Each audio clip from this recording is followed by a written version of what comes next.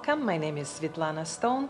You're watching Artist Voices, where we believe it's essential for artist voices to be heard.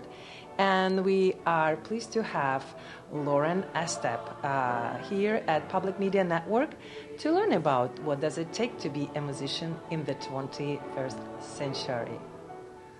Thank you for listening us. And Lauren, we are so happy that you are here. Could you please tell us a little bit about yourself and how you get to Kalamazoo? Yeah, so my name is Lauren Estep. I am from upstate New York, from the Binghamton area. I am here in Kalamazoo studying choral conducting at Western Michigan University as a part of my graduate studies. So this is your second year, right, at Western? It is my first. Oh, is it your first year? Yeah, last year I finished up my undergrad studies at SUNY Fredonia with a bachelor's in music education, and then I went right into it. So, and how was your first year at Western in Kalamazoo? Is it like big differences or?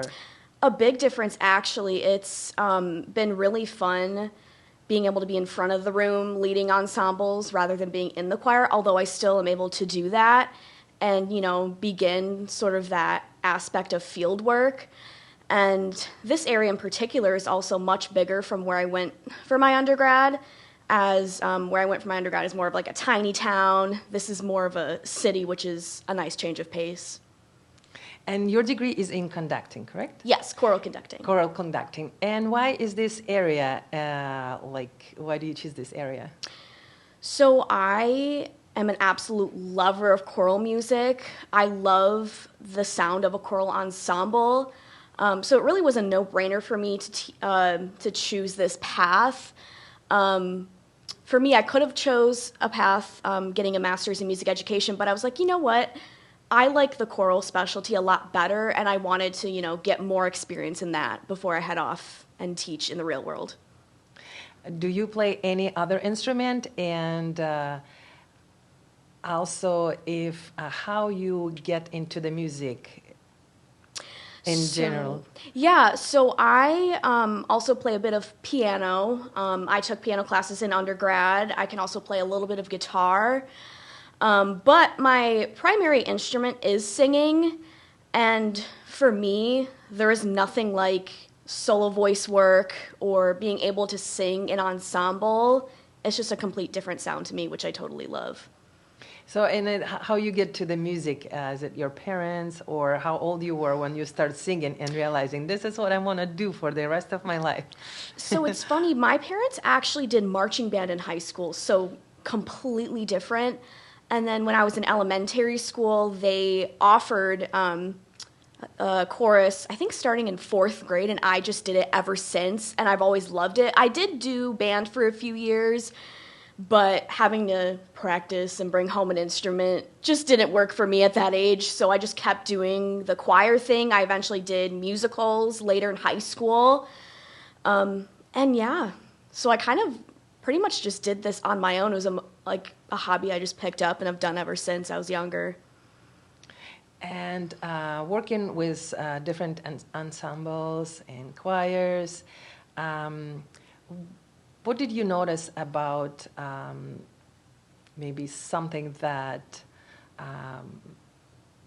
if there's any situation or challenges that our singers or musicians are facing with? Yeah, so coming from audition choirs, I noticed everyone, you know, is there and focused, and, you know, they were able to get into those ensembles because of their musicianship, because of their vocal ability. But what's been nice is this year I'm co-directing campus choir at Western Michigan University, and that's open to anyone.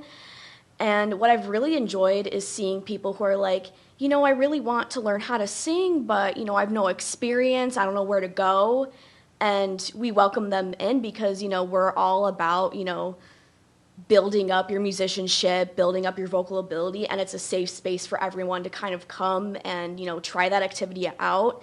We have even community members that are like, well, you know, I sung a little bit in like elementary school, but I haven't done it since. And we're like, come on in, and they have a great time. You know, we do a bunch of different repertoire, and it's been amazing.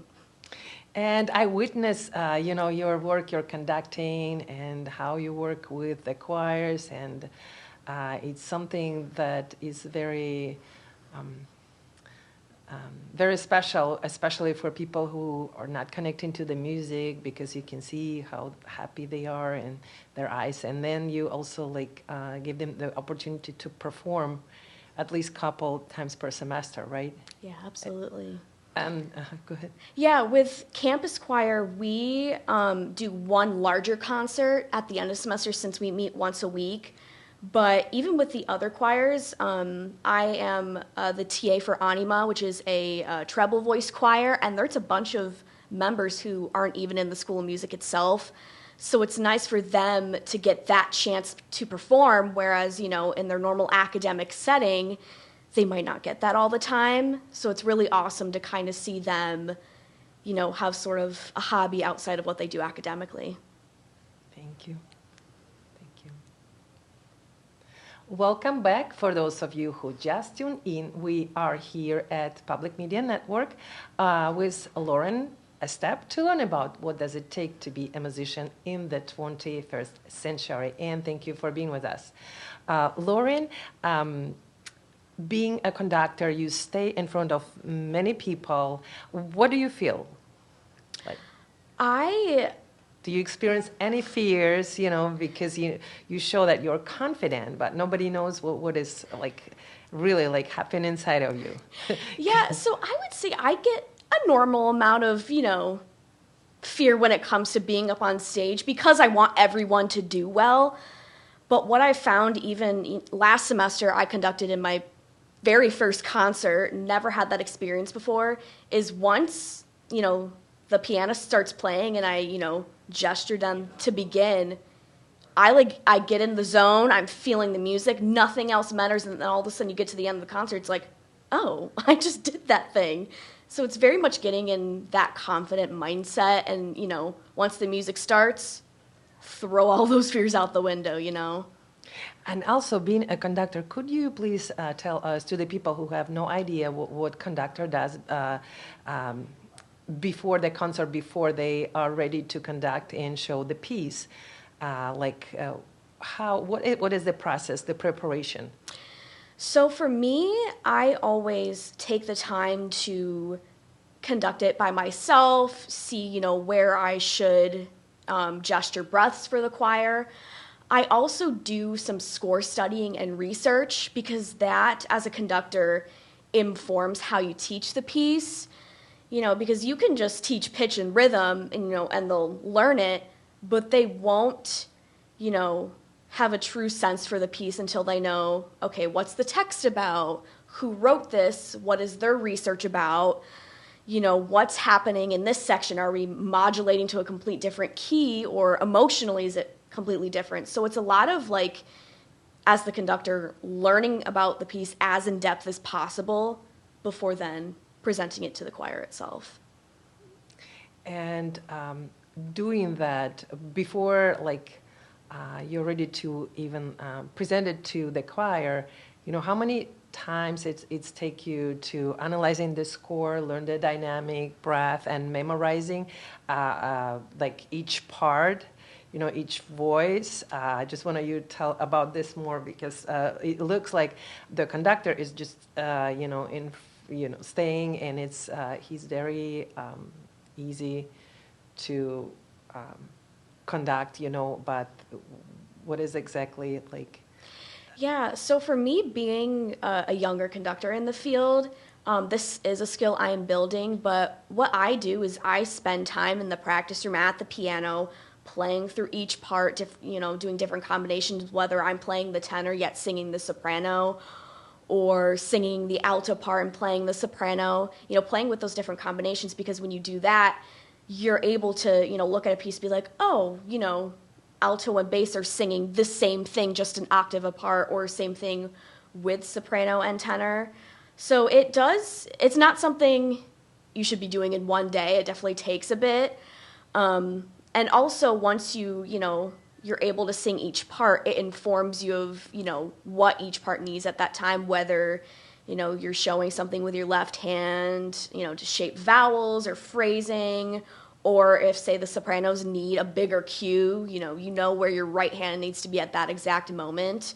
So it really gives you a lot of information on, what the choir needs and where.